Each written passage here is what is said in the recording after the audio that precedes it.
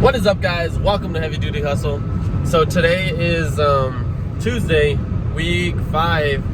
So day 2, week 5. Noah's over here driving us back home.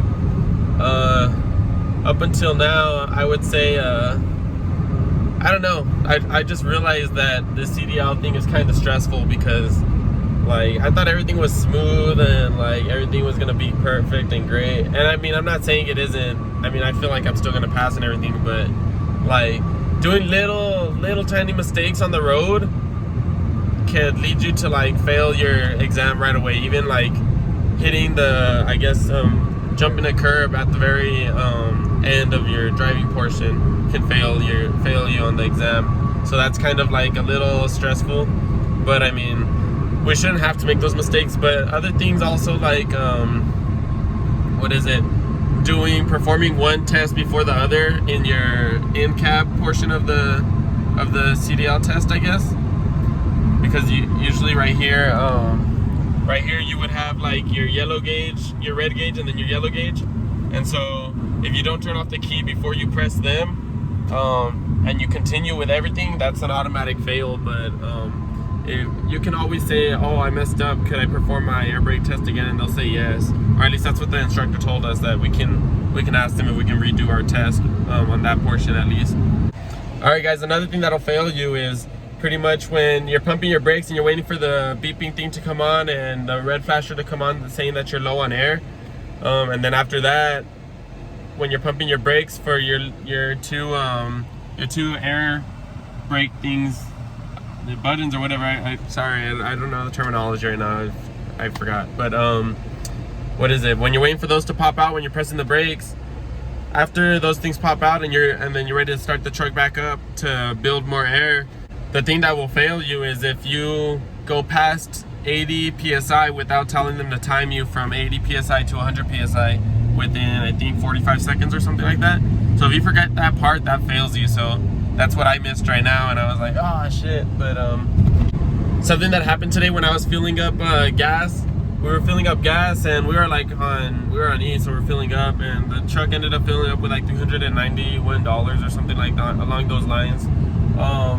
When you're filling up, you have to leave both of the fueling guns inside of the tanks when you're filling up until they both finish, because if you put one away, then it'll stop pumping for the other side. So just one thing to keep in mind if you guys have never pumped a semi. And then something funny that kind of happened today was we were done filling up and we were about to drive out the gas station. The other student that I was with, I think he bought like a drink or something, and then it was like a can, and then the instructor bought a like a little Slurpee thing, right? And it was like an icy or something from the gas station with some chips, and he didn't have his seatbelt on or anything, and we were pulling out of the gas station.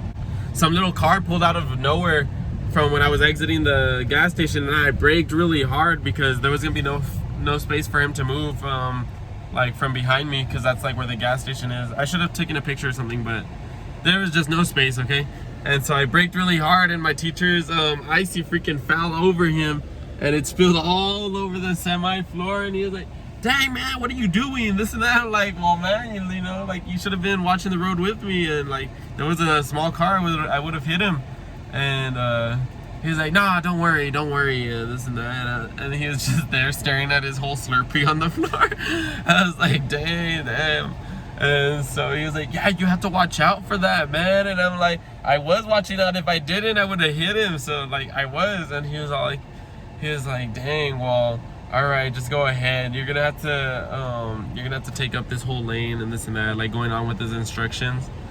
But yeah, most of the time my instructor didn't even have his seatbelt on, because I mean, and I asked him, I was like, dang, you have your seatbelt on? And he was like, no, well, I need to be able to reach the steering wheel or pull the brakes, press the clutch if I ever need to jump out of my seat. And I was like, oh, all right, well, I guess that makes sense. But yeah, I don't know. I mean, he's risking it. Noah was telling me earlier that his shifting is getting better. Like what, you're 7th to 5th or something? Oh, it's because when you're downshifting, I guess when you're pressing the brakes and stuff, well, no, not, all right, so you're pressing the brakes, you're at let's just say you're in your ninth gear. You're bringing down your miles per hour from your ninth gear, which is around, I guess, 45 miles and above. And you're bringing your miles down to 35. That would be your eighth gear. But what I did was go in my seventh, so I brought it down to 25, because that's for your seventh gear. You can only go 25 miles per hour.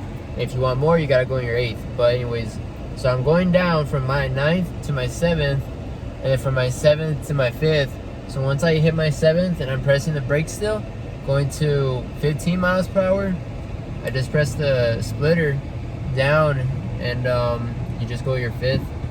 But for me, what my thing was today was just working out braking. I honestly feel like once I press the brake slightly, it's gonna slow down. But you need to put more force into it.